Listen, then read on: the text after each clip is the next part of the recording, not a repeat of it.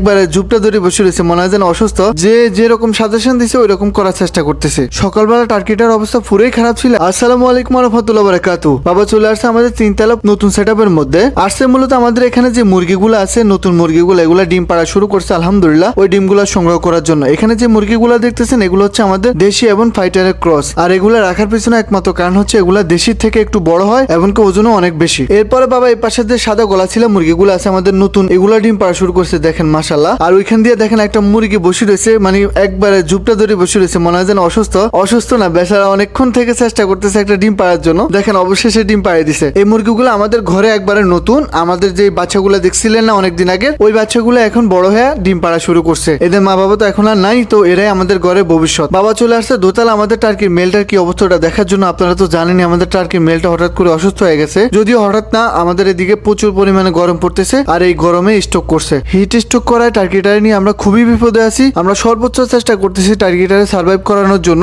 দেখেন টার্কিটার জন্য সকাল সকাল আমার শ্বশুরবাড়ি থেকে ডাব পর্যন্ত নিয়ে আসছি। আমরা কোনো দিকে কমতি রাখতেছি না, সর্বোচ্চ চেষ্টা করতেছি। যে যেরকম সাজেশন দিছে ওই রকম করার চেষ্টা করতেছি। সকালবেলা টার্কিটার অবস্থা পুরোই খারাপ ছিল, এখন একটু ভালো হয়েছে। দোয়া করবেন যাতে পুরোপুরি সুস্থ হয়ে যায়। এরপর বাবা চলে আসছে আমাদের সিলভার চীনা হাঁসের রুমে যে ব্যালকনিটা আছে, ওই ব্যালকনির মধ্যে এখানের মধ্যে আমরা একজন হাঁস রাখি দিছিলাম অনেকদিন হয়েছে। আর এগুলা ডিম পাড়ার সময় হয়ে গেছে, এই কারণে বাবা এদেরকে রুমের ভিতরে আনি দিয়ে দিছে। বারিন্দার মধ্যে এরা ঠিকঠাক মতো ডিম দিব না, ভিতরে নিয়ে আসছে। এখানে আশা করি ডিম দিয়ে দিব। এখানে কিন্তু এরা এর আগেও ছিল, এরা মারামারি করার কারণে এদেরকে বাইরে নিয়ে রাখা হয়েছে। এখন আবারও দিয়ে দিছি, আশা করি আর এরা মারামারি করবো না, ঠিকঠাক মতো ডিম পারবো। বাবা একটা কাঁচি হাতে নিয়ে বাইরে হয়েছে। আমাদের ক্ষেতের পাশে যে সবজির বাগানটা ছিল ছোট্ট, ওটা অনেকদিন হয়েছে আপনাদেরকে দেখানো হয় নাই। বাবার ওইখানে একটু কাজ আছে, চলেন আজকে আপনাদেরকে ওই বাগানটাও দেখাই দিব। আর এখান দিয়ে দেখেন আমাদের হাঁসগুলা পুকুরের মধ্যে খেলাধুলা করতেছে। গ্রাম অঞ্চলে প্রাকৃতিক সৌন্দর্যটা দেখেন কত সুন্দর লাগতেছে। বাবা অবশেষে সবজি বাগানে চলে আসছে। আর দেখেন বাবার এখানে হাতে লাগানো করলা গাছ, তারপরে এখান দিয়ে আছে কিছু বিলাতি ধনিয়া গাছ, তারপরে এখান দিয়ে আরো কিছু গাছ ছিল, ওইগুলা মারা গেছে। তো বাবা এখন ওই জায়গাটা পরিষ্কার করা শুরু করছে। এখানে নতুন কিছু আবার লাগানো হইব।